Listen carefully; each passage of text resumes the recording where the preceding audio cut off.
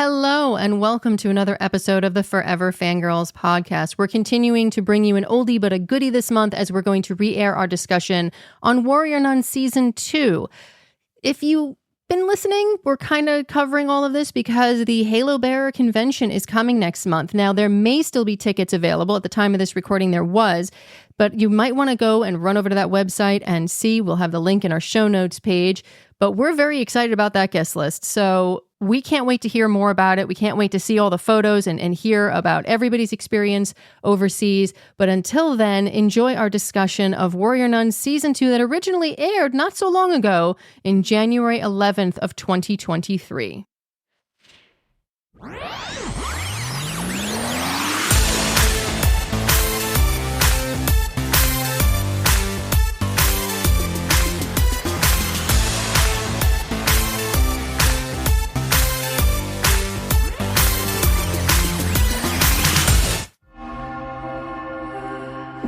All of this is my fault. The FBC gaining ground. Adriel freed. I need to make this right. And will Ava succeed or will Adriel prevail? This and so many questions to answer. Not sure where to begin, so we'll just start with hello and welcome to another episode of the Forever Fangirls podcast. I am Sheila Amato, and you can find me and my wife on our website at foreverfangirls.com. And I am Kimberly Amato, and you can also find us on Facebook, Instagram, and TikTok at ForeverFanPod. Same handle, all three socials where we're going to be the most active. We are your hosts, and we're glad you can join us. Initially, if we're being very honest, we were going to save our Warrior Nun Season 2 thoughts for our podcast. Our podcast. I'm making up new words while I go. I'm so sorry. It's all good. With our podcast with Kevin Batchelder called Into the Halo. However, we felt, considering recent things that have occurred, it was necessary to talk about it because of Netflix. Yeah. And so this won't be as in-depth as it would have been on Into the Halo. But that said, our standard spoiler warning applies here because if you have not seen season 2 of Warrior Nun, you will be spoiled. So please pause us, watch the 8 episodes, and then come back to listen to our discussion. Why is it this one, not the other one? Because after what Netflix did, I feel like we're in the upside down. Oh, goodness. Okay. So this is our first episode of 2023. Yay! We hope that everyone had a wonderful holiday season with family and friends. And we have a great lineup for you this coming year, and we are grateful to have you continue to ride on with us. And there's going to be a lot of special things coming. I know my wife mentioned there's a lot of things coming on the docket, but please just tune in because there's going to be a lot of different things happening because it might be a special year as far as episode-wise. Okay. Teaser. You want to tease that more, or are you good? Teasing. Oh, you want to tease it more? No. Tease. Okay. Anyway, since we have a lot to discuss, we're going to just go ahead and delve into Warrior Nun Season 2. I'm just going to do the summary straight from Netflix. Alongside new allies, Ava and the Sisters of the Order band together and set out to take down a false prophet hell-bent on world domination. Why do you always whisper?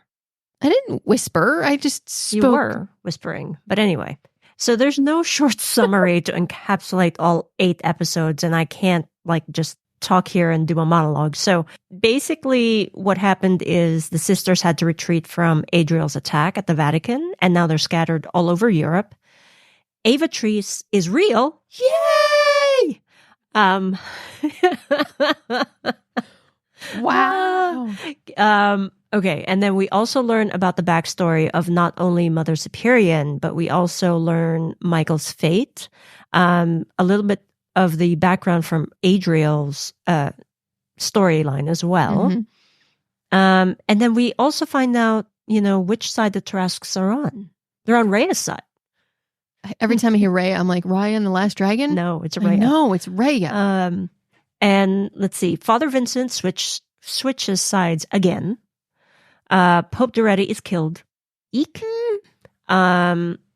And the season as a whole ends on a cliffhanger where Ava is sent to Rea's realm and Beatrice leaves the order. What? And they admit they love each other. Oh. And you know what we should have heard? There's always more. But you know what we didn't hear? There's always more. With that, shall we start talking about the good first before you go into the bad?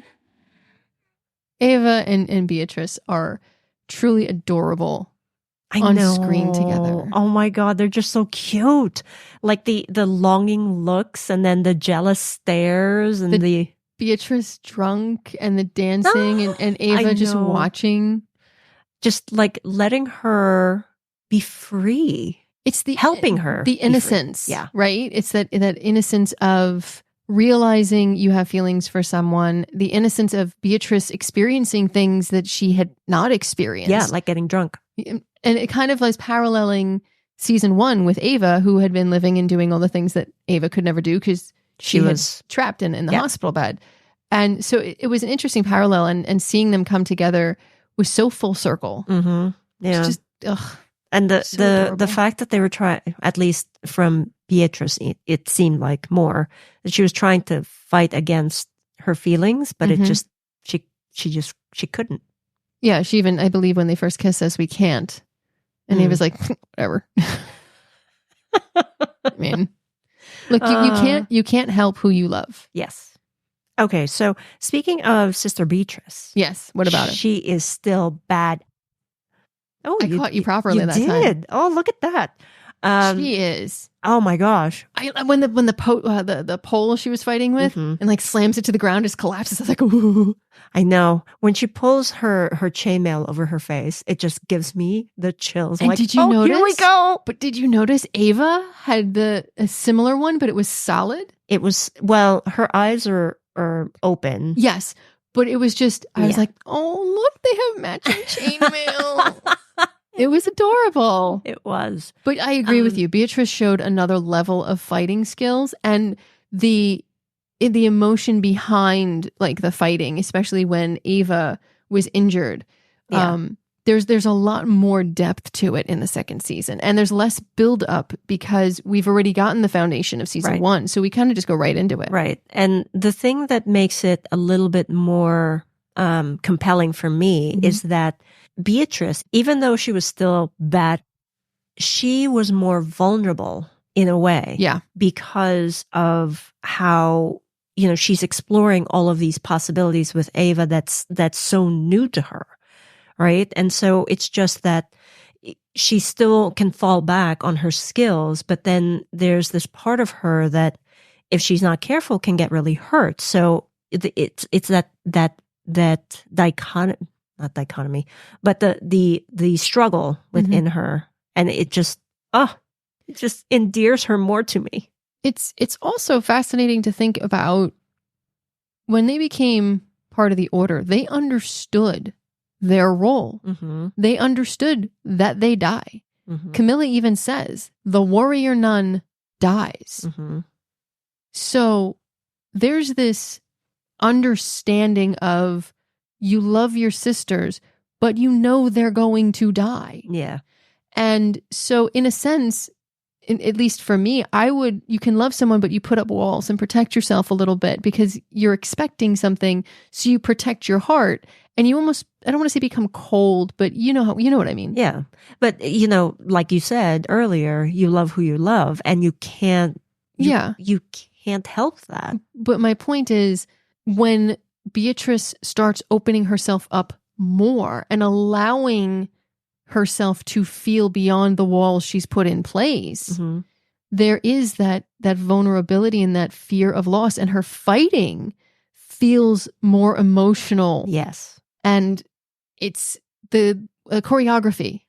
Oh, yeah. Also feels like it changes a little to showcase that. Yes. And it's a very interesting switch. And that was in my humble opinion, that was very well done. Yeah. And that line that Camilla utters, that it's easy to fall in love with the warrior nun, but it's hard to love the warrior nun. Yeah. And that's like the underlying theme throughout the 8 episodes of the season. And that really is a guideline for life. It's really hard to truly love someone. It's easy to fall in love with them, but to love them long term through sickness and health and struggles and ups and downs, it is hard. It takes work. Yeah. It takes compromise. And, we've, in the almost 21 years that we've been together. Almost 22. Almost 22? Almost 22. Oh. 22 years together in March. Okay. My math is off. I got it right. I'm just pointing that out. We had to come to a lot of compromises. Yeah. But I don't regret any of them. Exactly. That's what I was going to say, is that, it was necessary for us to grow and move forward. My interest, if there is a season 3 on some others, considering we're talking about Ava and Beatrice, if it does get picked up by somebody else, I would be interested to see what happens to Ava on the other side of the portal, because going into Miguel is Michael. Mm-hmm. So that was a knock on the head for me, because I did not see that coming. You saw that a mile away. The first episode, I'm like, Miguel is Michael in Spanish. Is that Michael? And I was like, really, stop. I'm trying to watch here. And then it turns out to be, yes, it is Michael. I kind of was like, he shows up. All of a sudden, he's part of the resistance. We don't know how long he's technically been back, though. I don't think. I don't remember. No. So, I mean, I wonder how long's he been back? How, time is different over there. What happens? So, will Ava be different? Would Ava be different? Older? I don't think, distance makes the heart go fonder, but, I'm interested to see how that would work, which would have been great if Netflix renewed it for season 3. But you know what I'm going to say to all of that? Put a pin in it. Yes, exactly. Okay, so going into Michael, like we said, Miguel is Michael. Mm-hmm. And so he came back through the portal because Rhea sent him back. Not Raya. Rhea. And he's supposed to be the thing that destroys Adriel. Well, he was packed full of divinium. Yes. To basically be a bomb. Yeah. So Ava would die. Ava would die because so would Ava Adriel. is the lighter. The detonator. Right. Oh, I was thinking she's lighting. Yeah, you're right. I know. But I was like, oh yeah, you're right. But I'm bumped. But to me, it parallels, going back to like religious imagery here. It goes back to parallels, maybe Archangel Michael, who is charged with helping the church's armies against the attacks of the devil. And so here, we think of Adriel as the devil, right? Mm-hmm. The devil figure. So it's kind of cool that they've made that parallel here. That is cool. But by that parallel, Rhea is God. Yeah. Wow. We've always joked that God is really Adriel did say, you don't know who Rhea really is. You don't know what's behind that portal. And Lilith also mentions there is a holy war coming. Oh, that we won't see because of Netflix. Oh my goodness. Okay, we're still in the good, but we're keeping to the good. One of my things, if you've listened to Into the Halo, I am very much into Lilith. I love the tragic hero character. I always have.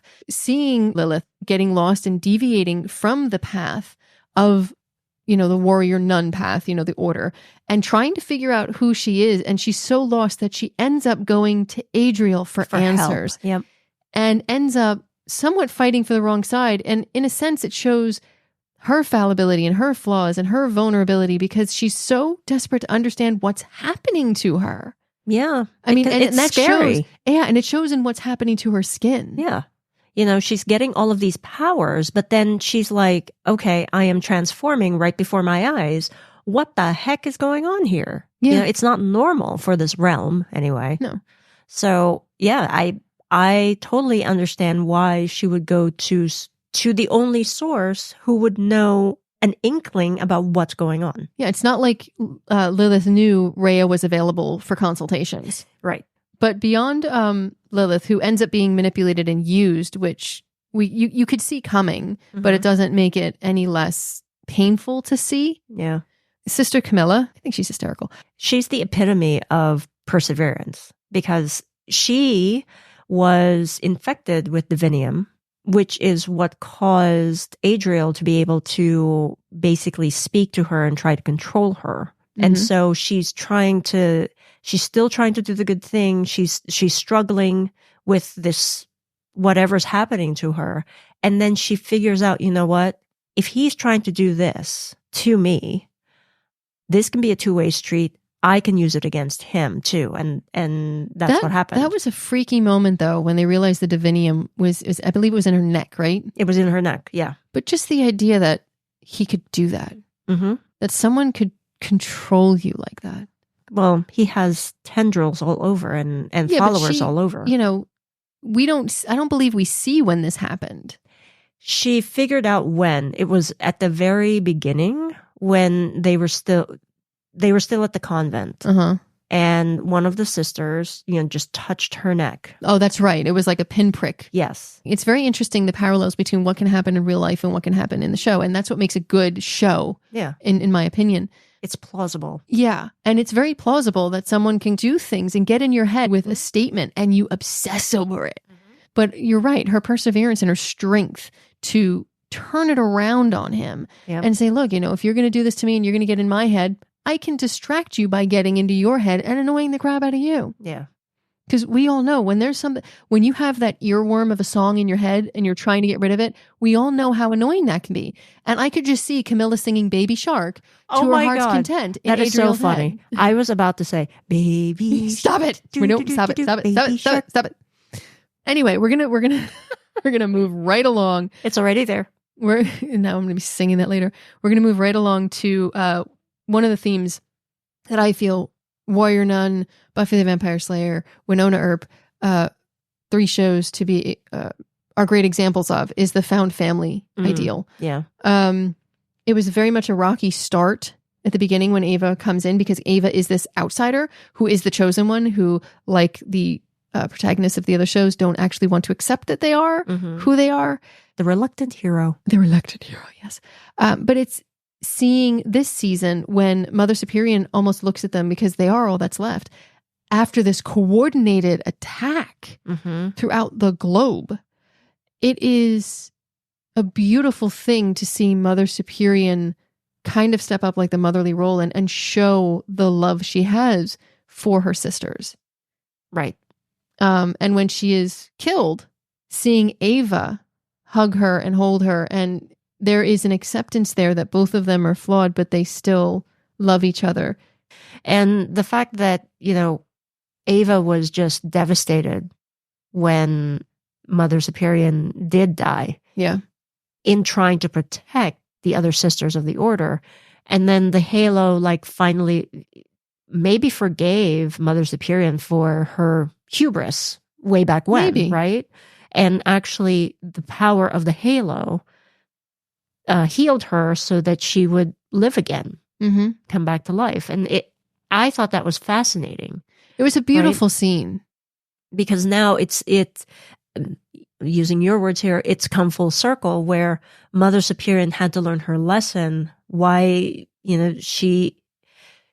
she did not trust her team. She did not trust anybody else. She took on the burden of being the warrior nun and handling everything on her own, which caused someone else on the team to die. And that's why the Halo rejected her. It's a fascinating backstory that we finally got. Yeah. But also, and I'm sorry to cut you off, Ava blames herself for getting all of these warrior nuns killed because she released Adriel, but the Halo didn't reject her.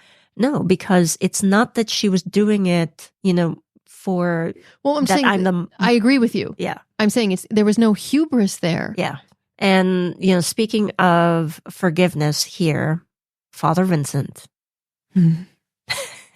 As I mentioned in the summary earlier, he was still at the beginning of the series. He was still fighting for Adriel, but you could see that he was doubting, where the choices that he made. And he's suddenly, towards the middle and end of the series, he's coming back. But then, understandably, the sisters are hesitant to trust him again. People make mistakes. Yeah, but this was a very big mistake. But, he'd stopped people from getting hurt at the end of season 1. Mm. But I think a lot of people, and again, parallel to current society, are led down a line of misinformation, false promises. And then when they realize the damage it's causing, they then want to turn around and try to stop it. Mm-hmm. People make mistakes. And I like Ava basically saying, look, I don't trust you, but we have to work together. So we're going to learn. We're going to work through it. Mm-hmm. You're going to prove to me that you have changed because you're going to help us. The second chances, I think, was very important. And it's throughout the season for a lot of characters. Ava getting her second chance because of falling in love for real, a second chance at life with the halo. Mm-hmm. Lilith, a second chance at life. And this new form, what is she? She's basically a warrior nun without a halo. Yes. If you think of how powerful she is. Camilla, standing up, second chance at fighting back and not losing herself to Adriel. Mother Superior. I mean, I can go down every single character. That's what we need to do in life. When people meet their mistakes and they understand what they are, we need to give them a second chance. Agreed. Assuming that they've really learned their lesson and they're just not paying lip service to it. Yes, not performative. I get that. But I liked the season showing that. Mm. What you said kind of triggered something in my mind, and that's about charisma and Adriel, right? Because he was so charismatic. There were false narratives there that he was able to run with, and that it was very hard for people to not notice that because he was very charismatic. Yeah, he would start the plague and then solve the plague. Mm-hmm. So how do you stop something when all you're seeing is the pain, and then you're seeing somebody who actually looks like the pictures in your churches, mm-hmm. walking on water and fixing what he caused? Right. So you don't see who caused it, you're seeing who's fixing it. So of course you're going to get attached to that. Just like in modern day, we don't see the problem that's being created by specific people in society, politics that I don't want to get into. Mm-hmm. We're seeing how they're quote unquote fixing it, even though they're not fixing it for us, they're fixing it for their personal gain. Right. Because they have a different agenda. Yeah. So agendas and narratives are very clear in this season. Mm-hmm. Okay. So any other good that we should discuss? It really is an excellent season. It is one of the best, tightly packed, fascinating, interesting, well done, well acted, well written, well edited. I'm going to harp on it again as I did in Into the Halo and as I've done in the season 1 episode we did in Forever Fangirls. The cinematography, the landscapes. Yeah. God, this season was good. Yes, it was so good. It was very good. It was very good. Oh, okay. So, we shall dive into the bad now. And before you go on your rant, I wasn't going to rant. I was going to speak in a specific pace and manner. Okay. But let me get this in before you start whatever that is, and say that the bad for me was that Shotgun Mary is dead. And yes. I'm like, no!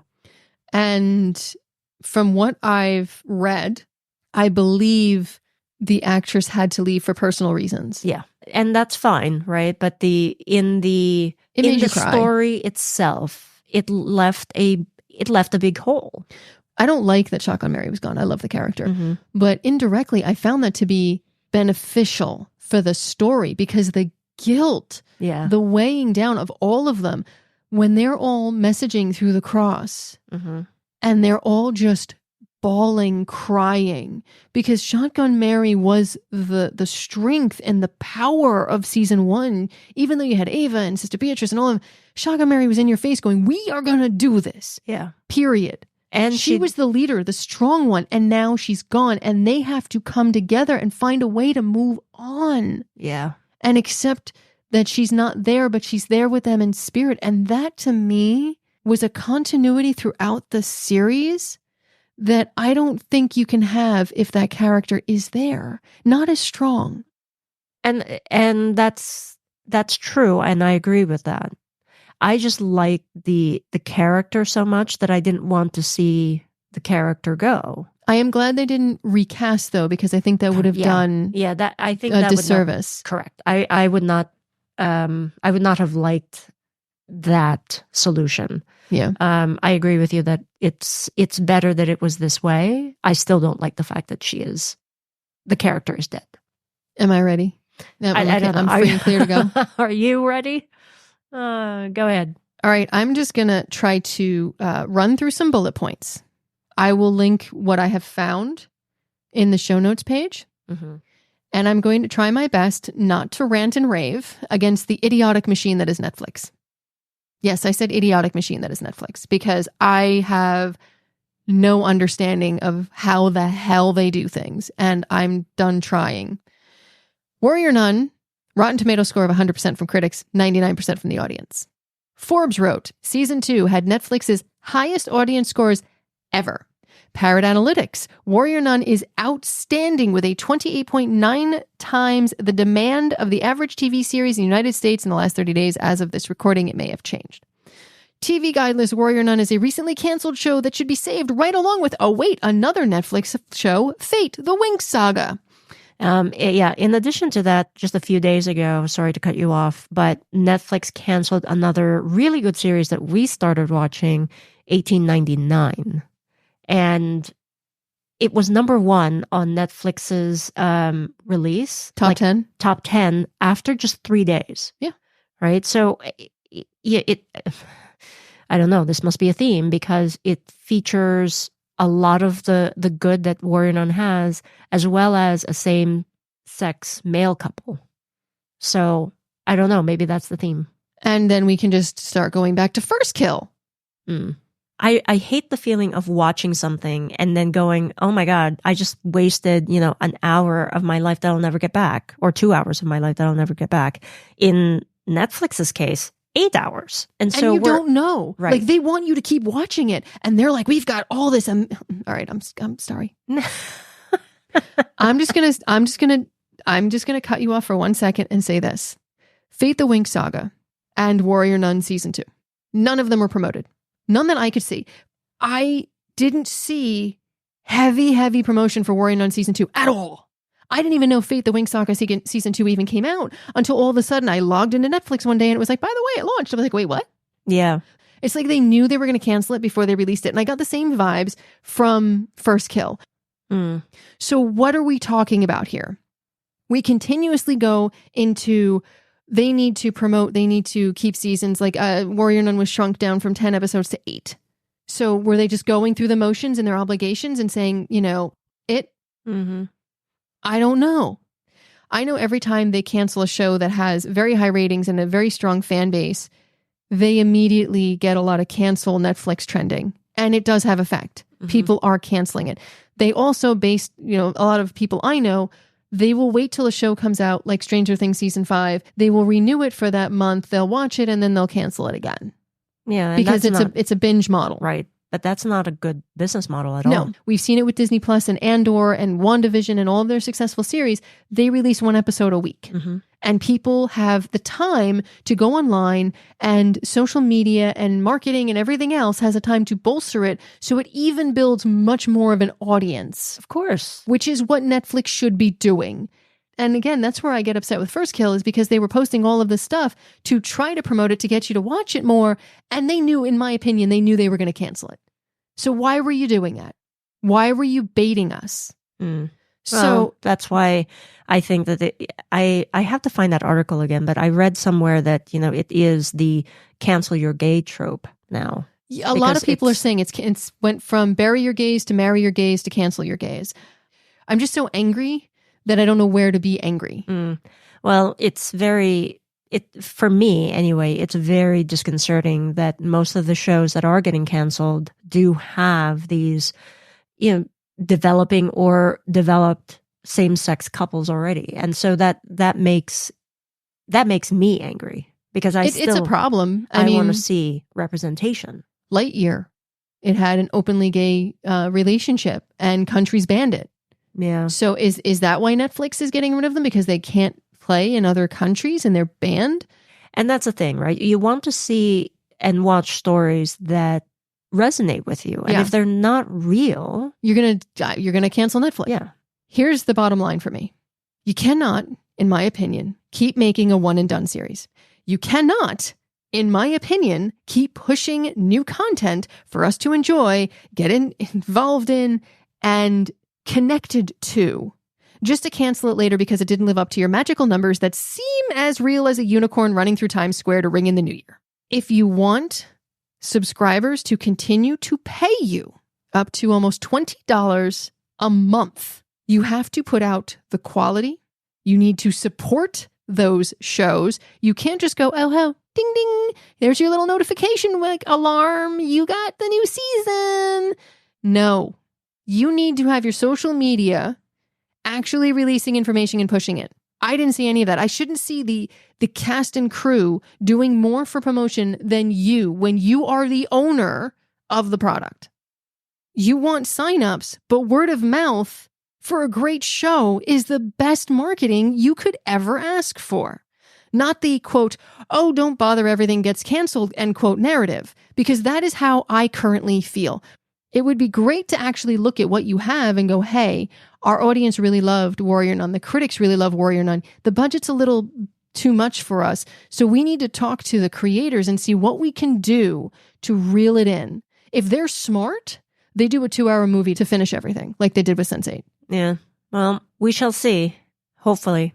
And with that, I think we should just move on to the cute. Yeah, I'm going to apologize. That was like 5 minutes of me ranting. So you admit you were ranting. At the end, I kind of was.